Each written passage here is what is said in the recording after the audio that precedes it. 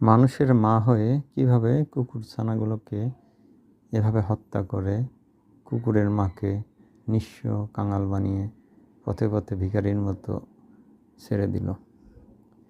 কুকুরটা তার সন্তান প্রসবের জন্য যাদেরকে নিতান্তই আপন এবং নির্ভরযোগ্য এবং নিরাপদ ভেবেছিল, তারাই শেষ পর্যন্ত তার সন্তানের অন্তরক হলো, হত্যা করলো।